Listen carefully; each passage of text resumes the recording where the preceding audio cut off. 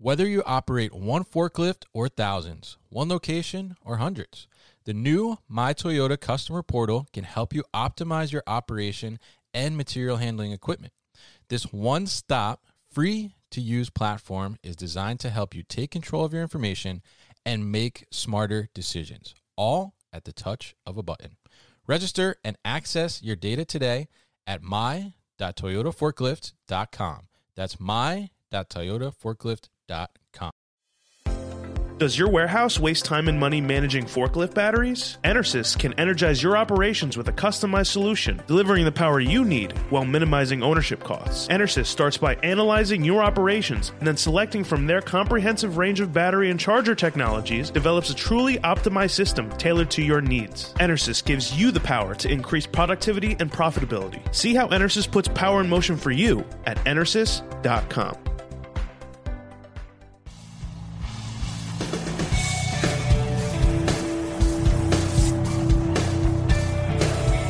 The New Warehouse Podcast, hosted by Kevin Lawton, is your source for insights and ideas from the distribution, transportation, and logistics industry.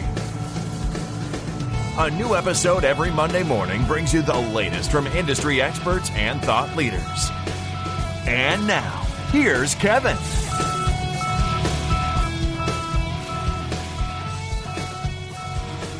Hey, it's Kevin Lawton with the New Warehouse Podcast, bringing you a new episode today.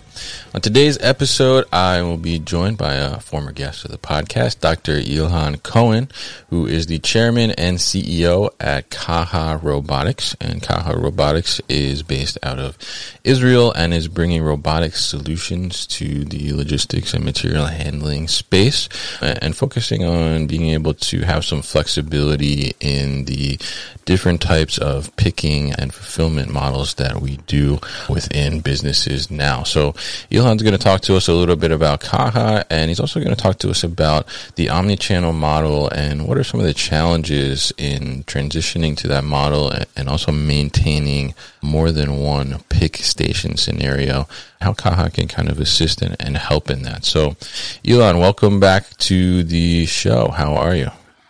Thank you very much, and thanks again to be part of this conversation. I will be delighted to share with you what's happening in Caja.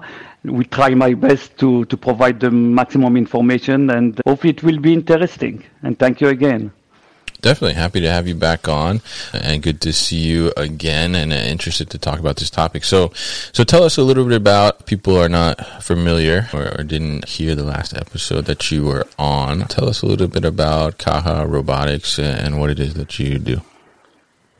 First of all, yes, thank you very much. Caja Robotics is, as you say, is an Israeli-based company. However, we have a company in the United States and very soon in Europe. We are a global company and believe that now we are not only global, but we are in Israel. Our system is working in different sites, and we are very proud about it, and in different market segments that I will elaborate maybe later on, because it's related to the question about omnichannel and the other one that you already mentioned. I would like to start with something that I think is important to understand from where we as Caja, why we are in this company and why we believe that we are not the same as the other one. Mm-hmm. And I like to share this small story about this magic square. I did it several times, but I really believe in that.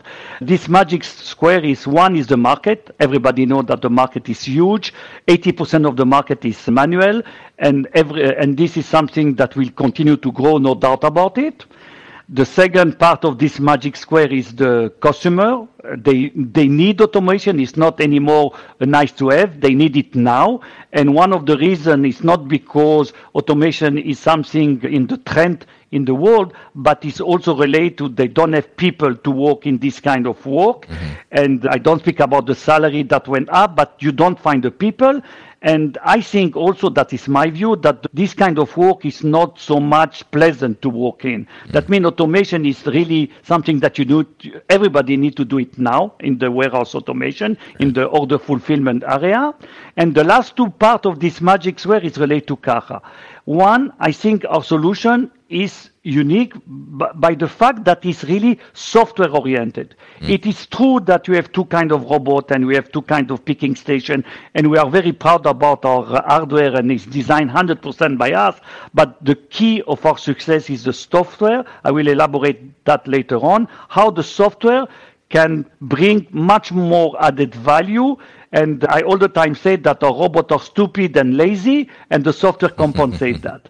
And last but not least, the last part of this square is that the system is easy from the user point of view.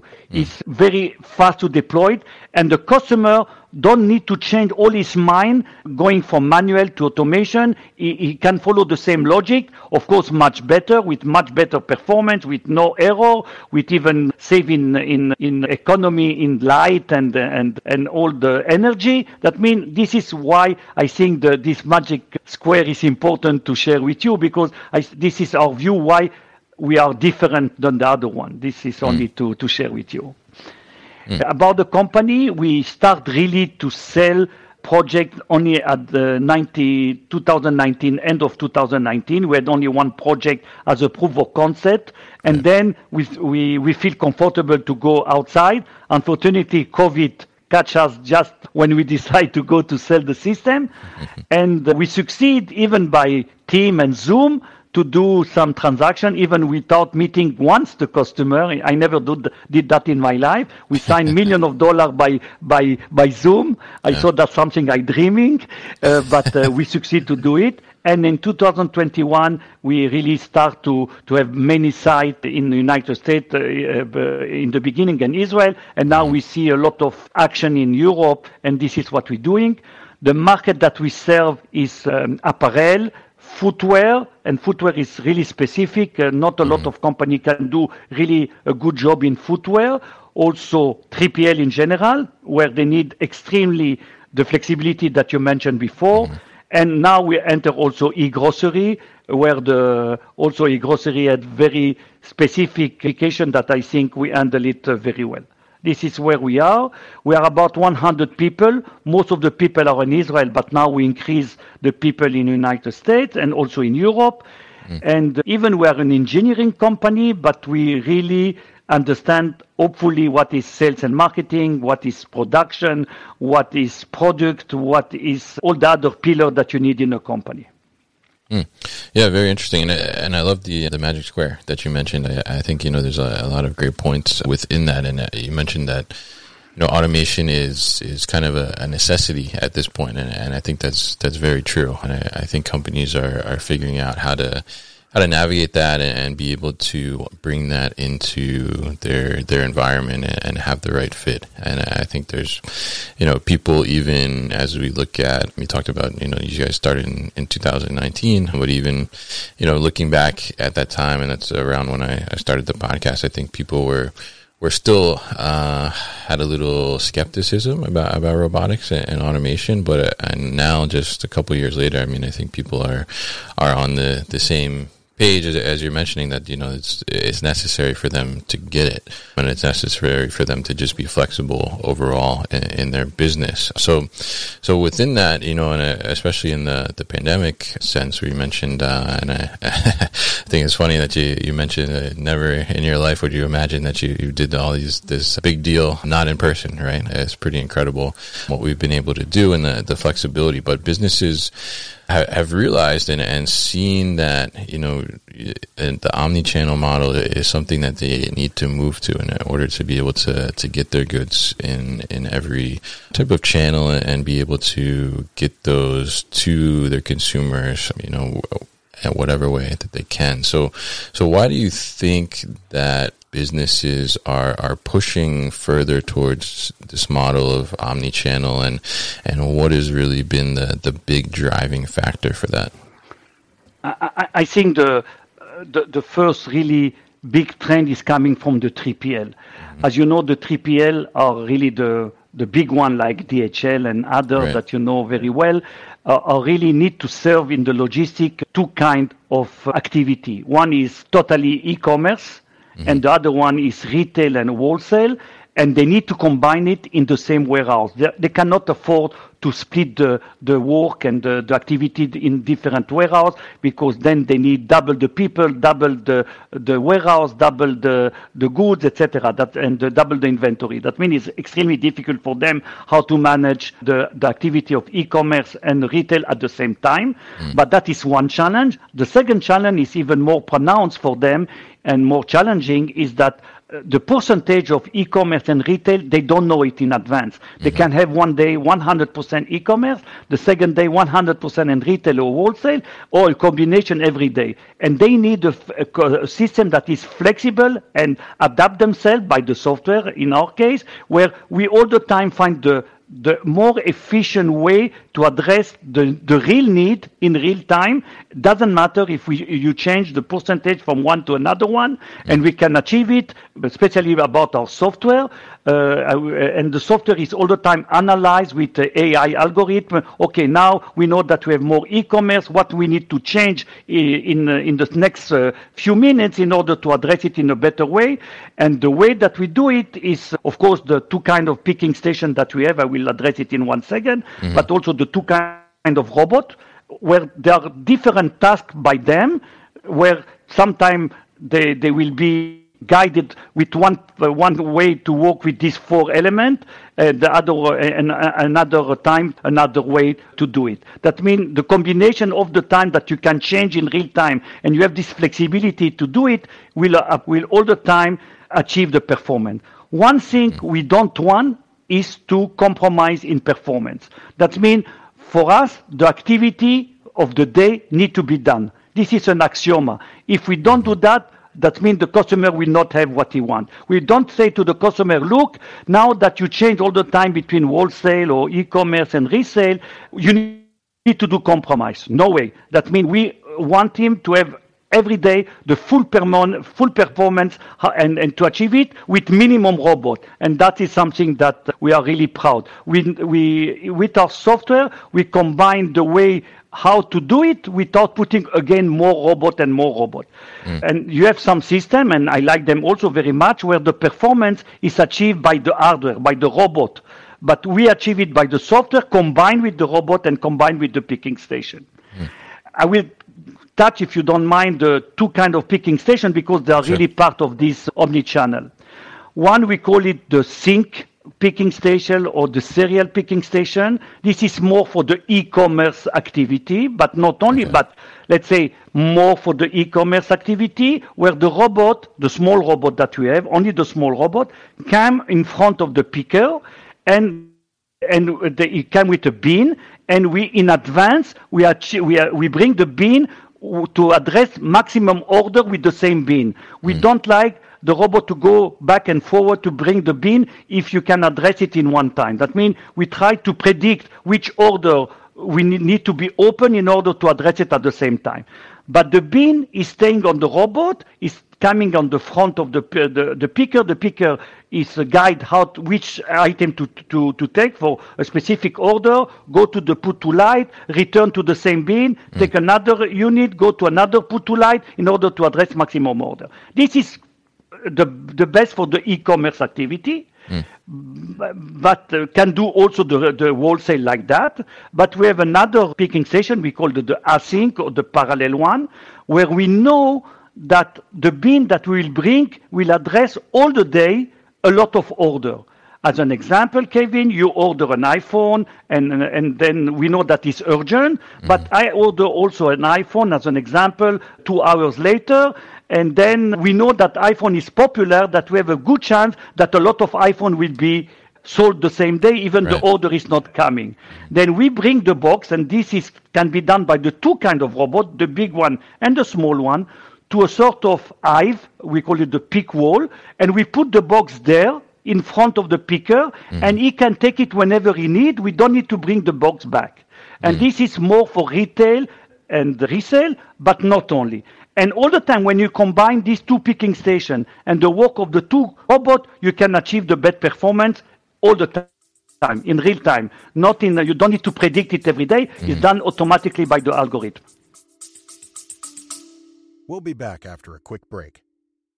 You hear a lot about supply chains these days, because if the past couple years have taught us anything, it's that an efficient, well-managed supply chain is absolutely critical to keeping businesses successful and consumers happy. I'm Will Haywood, and I host a podcast called All Business, No Boundaries, where we talk about supply chains, how they work, what happens when they don't, and the innovations that are redefining what's possible in the world of logistics. Join me for insightful interviews with thought leaders and industry experts. We discuss how optimizing supply chains can break down the barriers that are holding businesses back. That's All Business, No Boundaries by DHL Supply Chain. Listen and subscribe wherever you get your podcasts.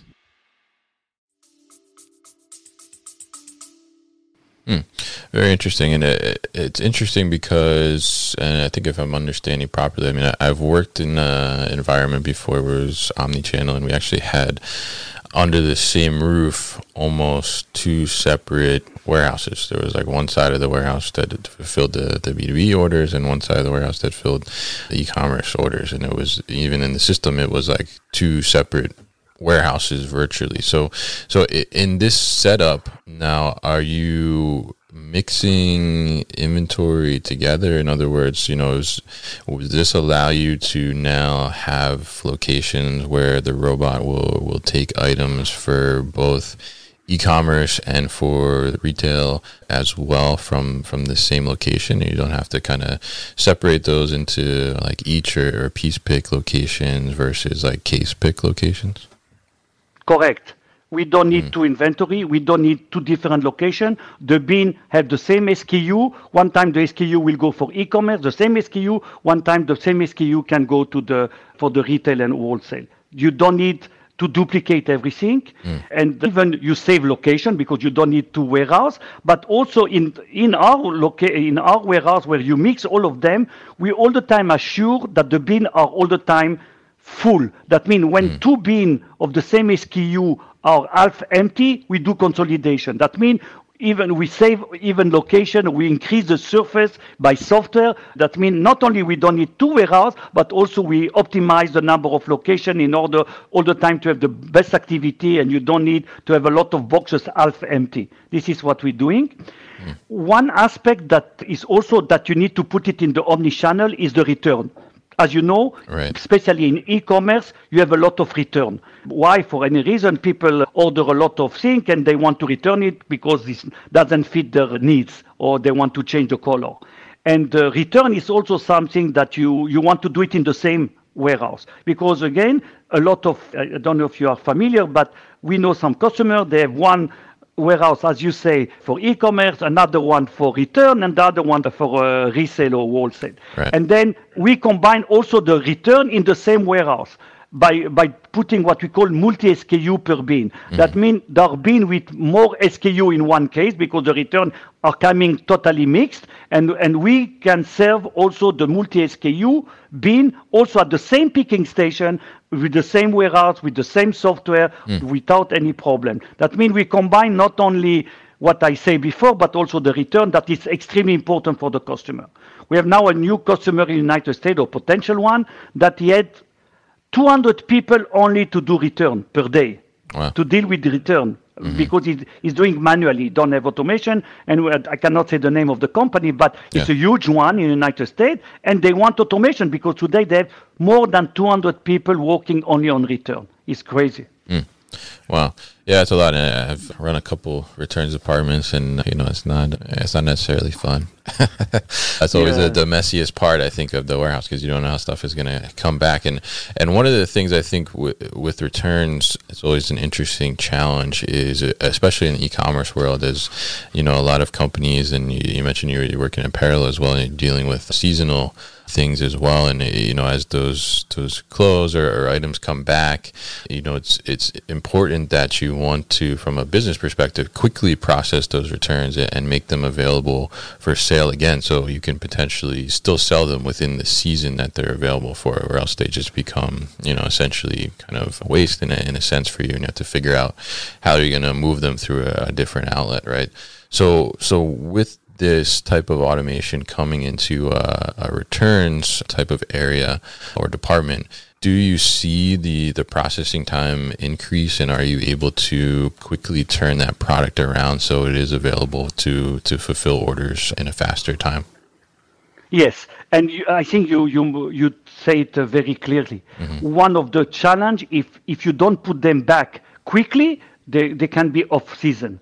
That means especially at the peak season. At the peak season, where sometimes you know that some warehouse have the activity during 10 weeks, 3 times more than the average of all the year. For example, Black Friday, Cyber Monday, but in general, it's from October to December, where the 3PL in general have what they call the peak season, and the peak season can have 3 to 4 times the activity to handle than what happened in the rest of the world. By the way, we handle that with also a nice business model by rent, but that is another story. But at that time, you have a lot of activity, but also you need to process the return as fast as possible, because if you miss the peak season, then you will lose money as a 3PL because there will not be any more available or not interesting for the public. That means, yes, the performance is extremely fast because we handle that like any inbound. That means we don't do a difference if the inbound is return or inbound is new SKU or new stuff you need to bring in the warehouse. And we handle that all the time at the same thing. You can put priority, by the way, by software. Sometimes you say, okay, I want first to give priority to e-commerce before retail and then return. And you can change it that all the time automatically, or you give us the system, our system, with our AI capability. We all the time find the best time when we need to do return, when we need to do resale, and when we do e-commerce, if we have some choice to do by ourselves. Very interesting, and I think that's a great thing, because even I think that sometimes returns gets thought of as the last priority sometimes, right? But I mean, in these scenarios, I mean, it sometimes can be the top priority, because even in a sense, you may, and I've been in this situation before where, we're out of stock on an item, and then maybe there's like 2 or 3 of them in returns, like waiting to be processed, right? And you want to get to those because they're potentially lost sales if you don't have them in stock, right? So I think it's interesting how it's able to shift that priority versus, when there's a good time to do returns, when there's a good time to do inbound. And I think in that sense, then it sounds like you have the balance. You never really lose sight of anything or fall into a situation where you're behind on returns or you're behind on inbound, because it's balancing that in a sense. So talk to us a little bit more about you touched on it a couple of times, the software,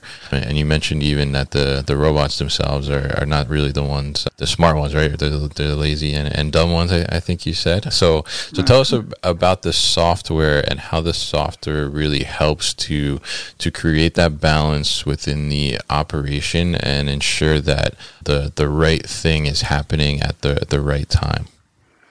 Yes, I will try.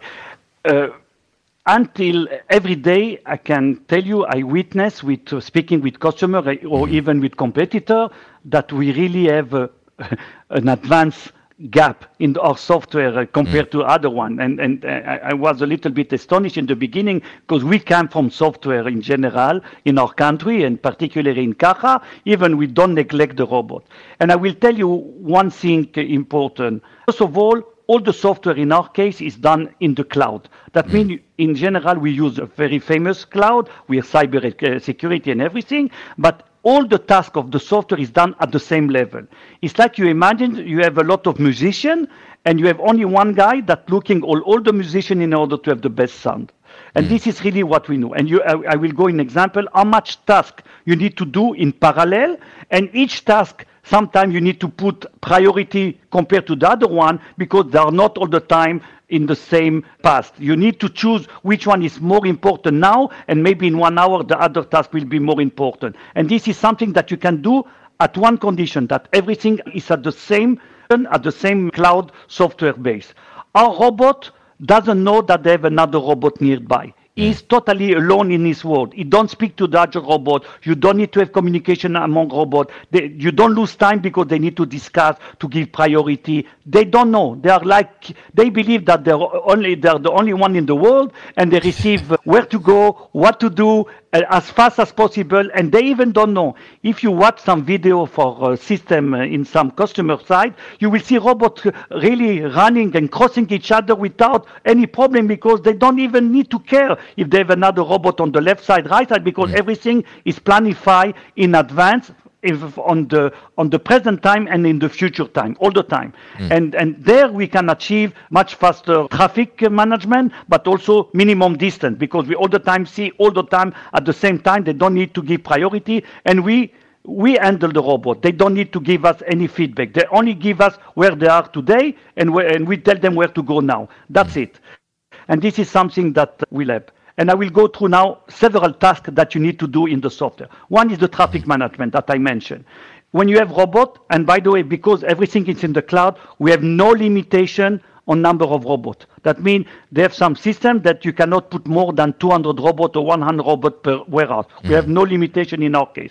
Of course, you cannot put 1,000 robots in 10 square meters. Of course not. But if you have enough space, we have no limitation by principle.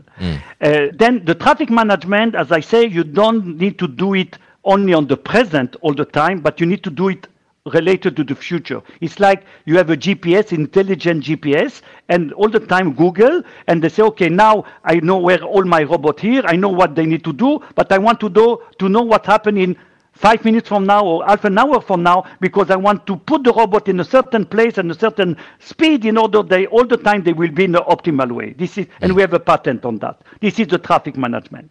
The second thing that is important in software is what we call inventory management. As you know, we don't put, I don't know if you know, but we don't put the boxes or the bin in a random place in the warehouse. We are all the time moving them. We are moving them all the time. Why? We want to put the bin in a strategic position, and we will put it in what we call the low shelf, where our small robot, the faster one, can take, and very close to the picking station. That means all this inventory management, we manage it in the software to find all the time where to put the bin. Then we are sure when the robot is going through this bin, it will take it as fast as possible to the picking station or to other tasks. This is the second task. The third one is order management. As I say, our robots are lazy. We don't want to take the bin 5 times if we know that we can bring them only 1 time to address 5 orders instead of 5 times go back and forward. This is what we call it order management, and this is something that we applied and that you see a big difference with some other solution that you can find in the market.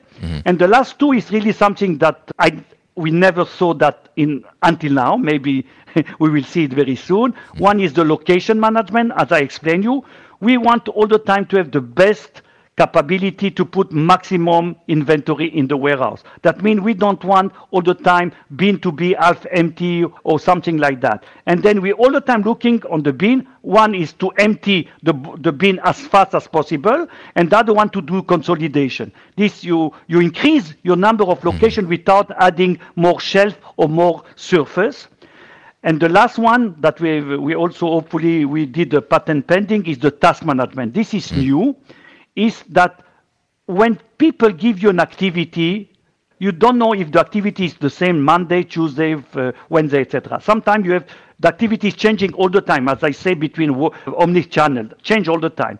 And we want to put the exact number of robots and exact number of people at the picking station to address the activity. That means if one day, like Tuesday, that is less pronounced than Monday, we will put less people and less robot, and we can say in real time, look, Mr. Customer, in the next 3 hours, we need only 5 picking stations instead of 7, and 2 picking stations, people can do other tasks. We can tell them which task to do, or that they can do other things. The same thing with the robot. If the robot, we need only 22 out of 42 robots, the other robot, we can do other things, like I say, taking the return more quickly from the inbound and put it in the inventory, etc. That means we have sort of a task management for people and robots to assure all this optimization that I say. And above all these tasks, we have one, we call it multi-level of optimization, and also hopefully that will be patented very soon. Then where we see all the tasks, and as you say very, very nicely, we want to see which one we need to put in advance. Now is traffic management, okay. Now is to take inbound, okay. Now is to take the return, okay. All the time we need to find the best optimization, but without compromise. At the end, we need to give the performance in 1 day, not per hour. 1 day. That means we say to the customer, what is your activity per day? We will meet it. For hour, sometimes if you want to meet a very high number per hour, sometimes you need so much robot, but you don't need it all the day because you don't know how to do this optimization. This is why I think our software can handle everything. Robots don't speak. For that, we call it stupid. Sorry to say that. And they're lazy because when we do order management, they don't go back and forward. They bring only one. And we have a slogan that we achieve the activity of the customer with minimum robot, not with maximum robot. Very interesting. And I think that overall, I mean, all the things that you mentioned there, I mean, it emphasizes and highlights the flexibility of the software kind of going against what I would say traditional or typical rigidness of a lot of softwares and just overall setups of operations typically would have. And I think that's a huge improvement. I mean, even as you mentioned in there, talking about, just looking at what you need for the day versus per hour.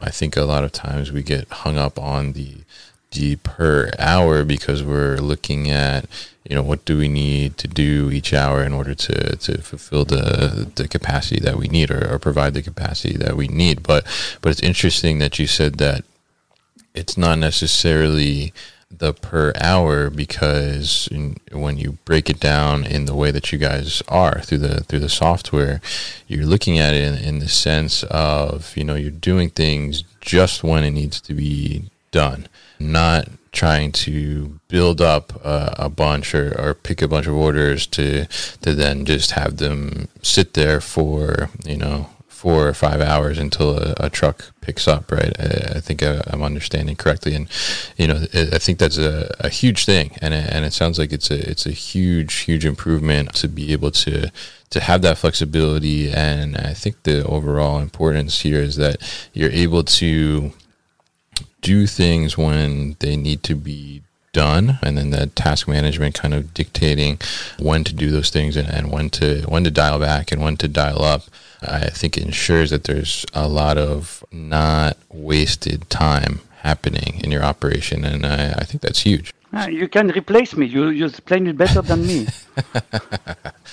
Well, I mean, I'm not trying to replace you, but just interpreting what you're saying, and I mean, I think that's a huge thing, and I think what you guys are doing and how you're interpreting the business model and the operation itself, I mean, is a totally different way. I think even the contrast in, you mentioned the robots are not talking to each other, in a sense it's happening in the beginning or the planning, right, of the day, it sounds like. And saving time just in that, I think is pretty interesting as well, because we see a lot of companies where they're focused on even emphasizing the advantage of their robots being able to talk to each other, right? And you're kind of having the advantage on the opposite side, where you're saying they don't talk to each other, so you're actually increasing the time. And I think that's really interesting. So you're able to see how the Caja solution is certainly helping to address these different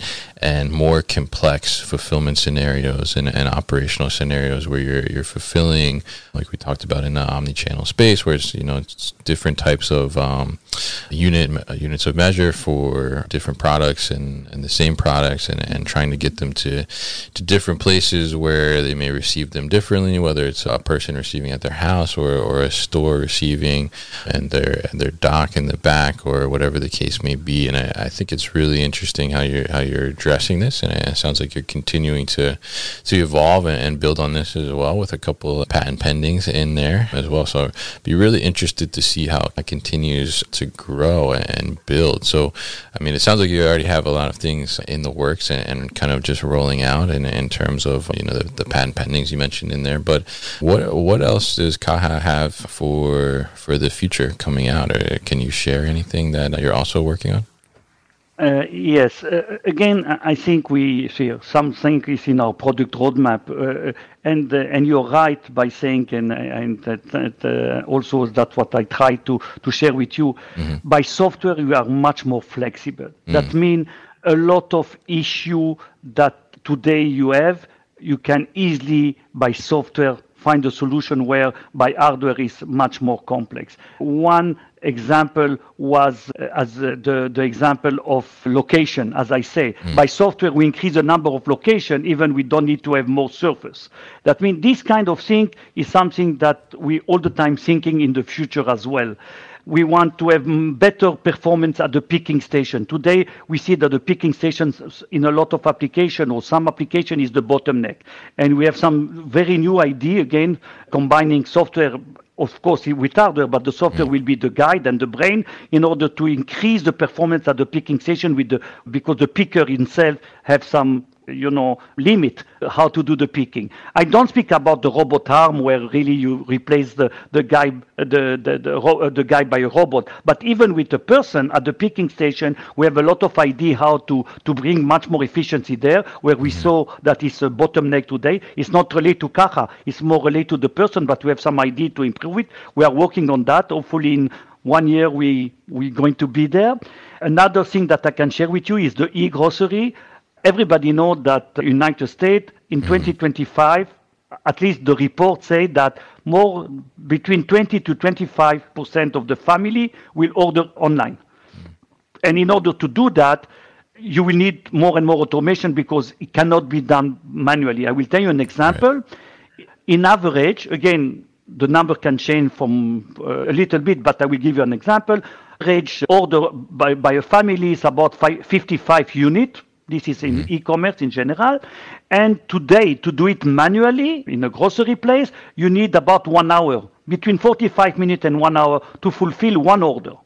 And now, let's suppose that you want micro-fulfillment, and we have now 2 in Israel, by the way, right. Where is the warehouse is near the town, very near the town, and you don't have a lot of surface. You need to do in a very smaller surface, and you need to do 1,000 orders per day in 10 hours. If you divide it, you need 100 people only to do that. It's impossible. Yeah. That means this is something that we will see more and more, how our Caja solution, because it's flexible, can handle this kind of aspect that I think you have limitation with maybe other solution, not related to the cold. We also handle, I'm sorry, I don't say it in Fahrenheit, I will say it in Celsius, between 0 and 4 degrees Celsius, where we call this not the freezing part, but the cold part. This is not easy how to handle robot going out and in with a place that is colder than the other place, how you do that. And also there we have a lot of new idea that is coming now until December. That means this is what we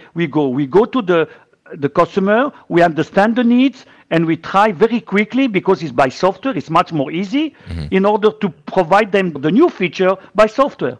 And that is sort of customization.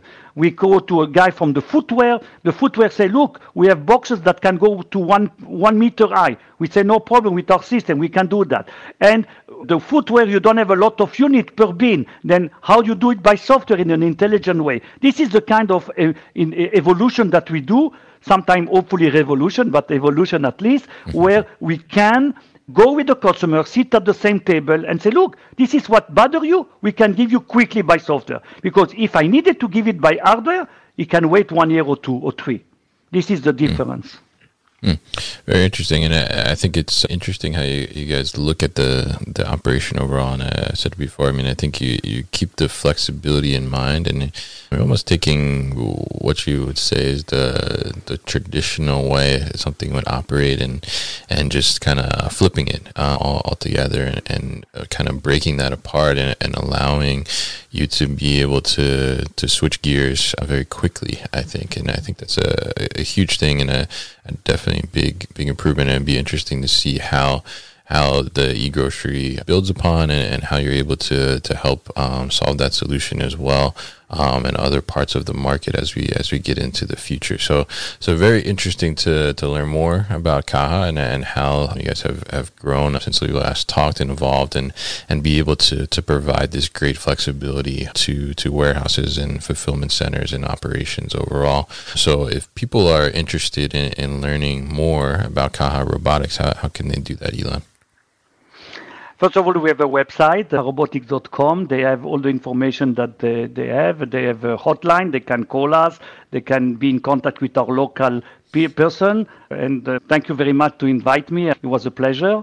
But I hope now today, I think 2-3 years ago, I think people know Caja.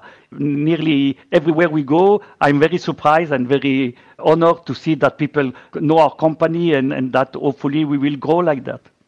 Yeah, absolutely. And happy to have you on and hear about this. And we'll definitely put more information about Caja at thenewwarehouse.com as well. So, Ilan, thank you once again for your time on the show today. You've been listening to the New Warehouse Podcast with Kevin Lawton. Subscribe and check us out online at thenewwarehouse.com.